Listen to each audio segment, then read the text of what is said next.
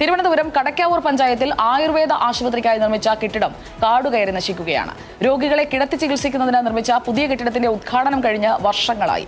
രോഗികളുടെ എണ്ണം കൂടിയതോടെ പഴയ കെട്ടിടത്തിലെ ആശുപത്രിയുടെ പ്രവർത്തനം ദുരിതത്തിലുമാണ്.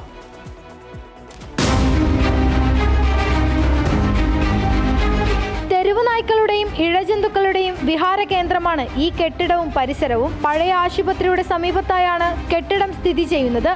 SSC ഭൂരഹിതർക്ക് നൽകുന്നതിനായി പഞ്ചായത്ത് വാങ്ങിയ 40 സെന്റ് ഭൂമിയിലെ 10 സെന്റിൽ പണിത കെട്ടിടത്തിന്റെ ഉദ്ഘാടനം കഴിഞ്ഞിട്ട് 6 വർഷമാകുന്നു. കഴിഞ്ഞ 4.5 വർഷമായി ഇവിടെ ഈ കെട്ടിടം 1 കോടി രൂപ മുടക്കി ഉണ്ടാക്കി ഇട്ടിരിക്കുകയാണ്.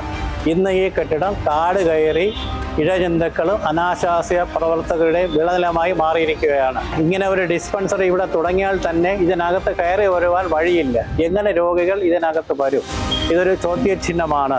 അതുകൊണ്ട് എത്രയും പെട്ടെന്ന് തന്നെ ഇതിനൊരു പരിഹാരം കണ്ടുപിടിക്കണം. റോഡിൽ നിന്ന് കെട്ടിടത്തിലേക്ക് പ്രവേശിക്കുന്നതിന് വഴിയില്ലാത്തതാണ് തുറക്കാതിരിക്കാൻ കാരണമെന്നാണ് പഞ്ചായത്തിന്റെ വിശദീകരണം.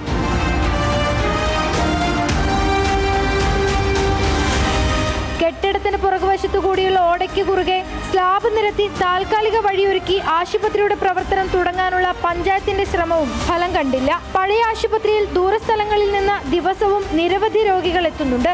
രോഗികളുടെ എണ്ണം കൂടുകയും കിടത്തി ചികിത്സ നൽകുന്നതിനുള്ള സൗകര്യമില്ലായ്മയും വലിയ പ്രതിസന്ധിയാണ്. Big TV Thiruvananthapuram. കാടുകയറി നശിക്കുന്ന ആശുപത്രി കെട്ടിടം കാണേണ്ടവരൊക്കെ ഇന്ന് കാണുമെന്ന് നമ്മൾ പ്രതീക്ഷിക്കുകയാണ്. Big TV, without fear or favor.